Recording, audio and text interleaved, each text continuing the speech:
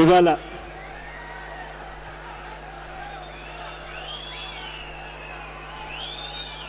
మన పార్టీ ప్లీనరీని మన పార్టీ స్థాపించిన తర్వాత 3వ జాతీయ ప్లీనరీని జరుపుకుంటా ఉన్నాం. రాష్ట్రం నలుమూలల నుంచి ఇక్కడికి వచ్చిన నా కుటుంబ సభ్యులందరికీ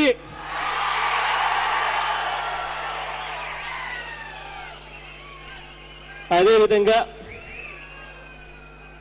ఇక్కడికి రాలేకపోయిన నా అక్క చెల్లెమ్మలకు, నా అన్నదమ్ములకు, అవ్వ తాతలకు, నా ఆత్మ బంధువులందరికీ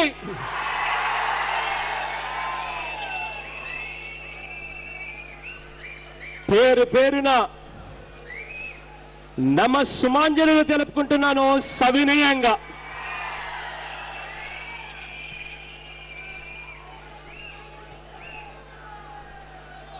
ఇవాళ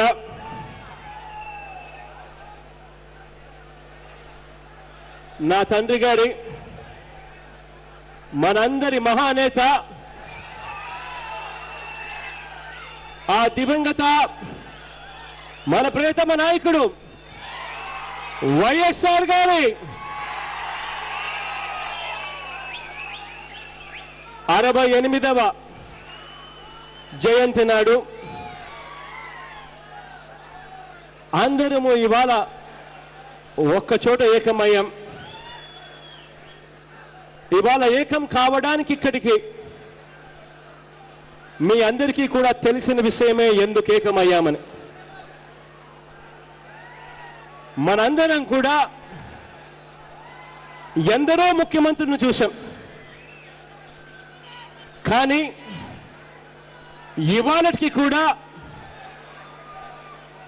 మన గుండెల్లో చెరగని ముద్ర వేయించుకున్న ఏకైక ముఖ్యమంత్రి ఎవరు అనంటే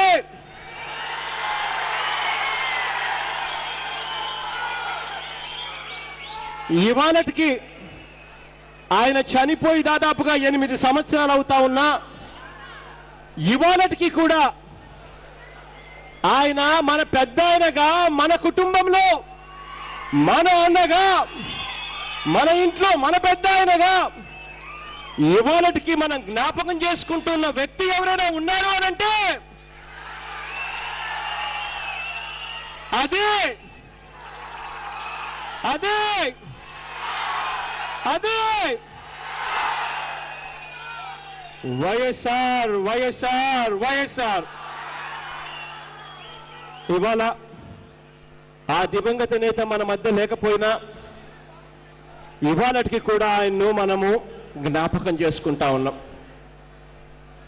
ఎందరినో ముఖ్యమంత్రిని చూసాం, కానీ 5 సంవత్సరాల 3 నెలలు మాత్రమే పరిపాలన చేశాడు మన దివంగత నేత నాన్నగారు.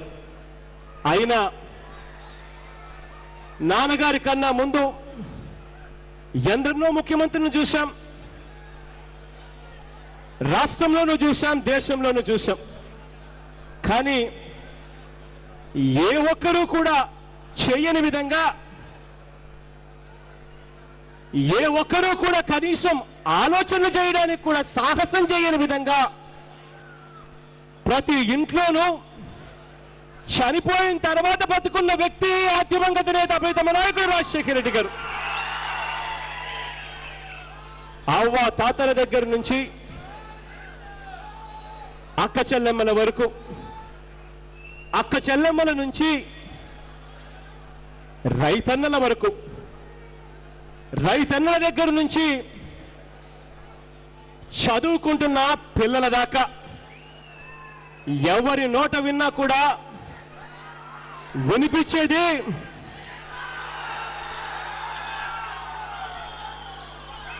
ఎవరి ఆకాంక్ష అయినా కూడా ఆ రాజన్న రాజ్యం తిరిగి రావాలి అన్నది ప్రతి కోరికగా ఇవాళ, ప్రతి ఒక్కరి కోరికగా ఇవాళ వినిపిస్తా ఉంది.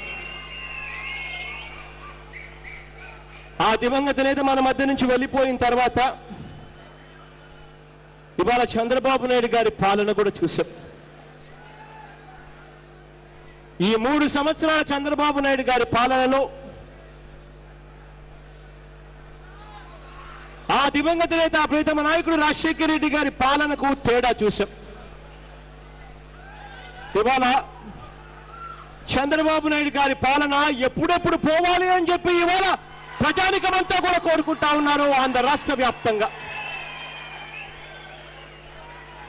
ఇంతటి దుర్మార్గపు పాలన, ఇంతటి అన్యాయమైన పాలన మేము ఎప్పుడూ చూడలేదని ఇవాళ రాష్ట్ర ప్రజానికమంతా కూడా అనుకుంటా ఉంది. ఇటువంటి పరిస్థితుల్లో మన పార్టీ ఇవాళ ఈ ప్లీనరీ జరుపుకుంటా ఉంది. రాబోయే రోజుల్లో దశ దిశ నిర్దేశించుకునేందుకు మనం చేసిన పోరాటాలన్నీ కూడా ఇవాళ మనం జ్ఞాపకం చేసుకుంటూ రాబోయే రోజుల్లో ఎలా పోరాటం చేయాలి, రాబోయే రోజుల్లో ఏం చేయాలి, రాబోయే రోజుల్లో మన పార్టీ ఏం చేస్తుంది దగ్గర నుంచి మనం అధికారంలోకి వచ్చిన తర్వాత ఏం చేయబోతాం వరకు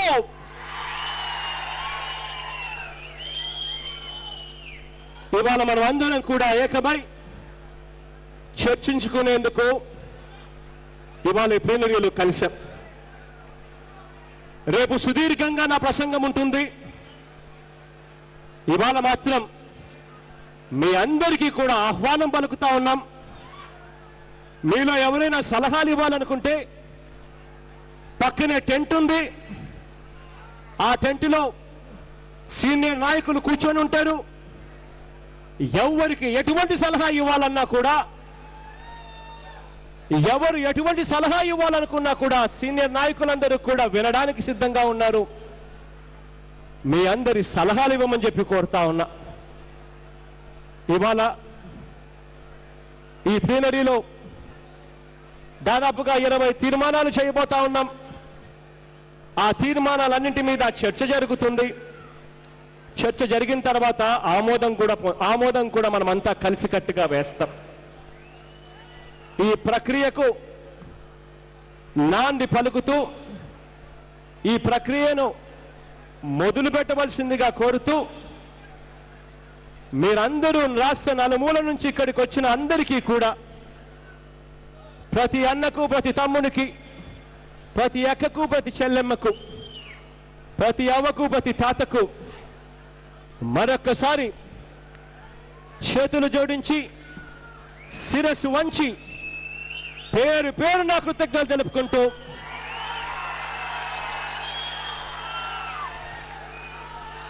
ఈ కార్యక్రమాన్ని ప్రారంభించవలసిందిగా పెద్దలు ఉమారెడ్డి వెంకటేశ్వర గారిని సవినయంగా కోరుతా ఉన్నాను. Thank you. For more updates, please subscribe 99 TV Telugu.